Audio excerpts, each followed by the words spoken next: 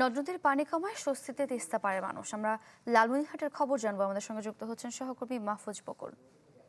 মাহফুজ বকুল, কেমন দেখছেন লালমনিরহাটের পরিস্থিতি?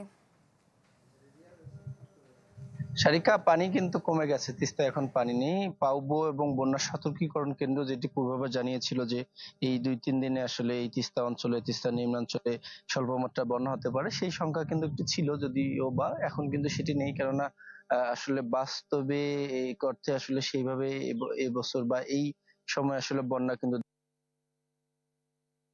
হচ্ছিল।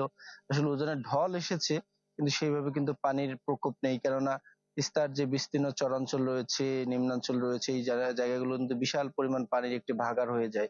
এই জায়গাগুলো পানি আসলে দখল করে থাকে, যার কারণে আসলে এই বাকি যে নিম্নাঞ্চলগুলোতে সেভাবে পানি প্রবেশ করেনি। গত পরশুদিন কিন্তু কিছু জায়গায় পানি প্রবেশ করেছিল, এখন কিন্তু সেই পানি নেই। গতকাল থেকেই নেমে গেছে, এখন একবারই পানি নেই। হ্যাঁ, আর পাশাপাশি তারা কিন্তু তাকিয়ে আছেন আমাদের প্রধানমন্ত্রী জনাব তারেক রহমানের দিকে। চীন সফরে তিস্তা নিয়ে বিশদ আলোচনা হওয়ার কথা, চুক্তি হবার কথা এবং সর্বশেষ আমরা তথ্য পাচ্ছি যে তড়িঘড়ি করে আমাদের পানি সম্পদ মন্ত্রীকেও তিনি ডেকে নিয়েছেন আসলে সার্বিক বিষয়ে কথা বলবার জন্য। সেই বিষয়গুলো নিয়ে আসলে আশায় আশান্বিত হয়ে আছেন তিস্তাবারবাসী।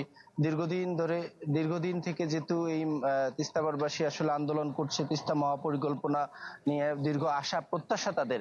আসলে তিস্তাবারবাসী ভাবছে যে এবার হয়তোবা প্রধানমন্ত্রী দেশে ফিরে একটা আশার বাণী শোনাবেন, তো ঐতিহাসিক কোনো কথা তারা সাক্ষী হতে থাকবেন। তো সব মিলিয়ে ছিল লালমেট থেকে তিস্তার পানি বৃদ্ধির সবশেষ। সারিকা, ধন্যবাদ। RICL TMX, যুগের পর যুগ স্থাপনা থাকে মজবুত।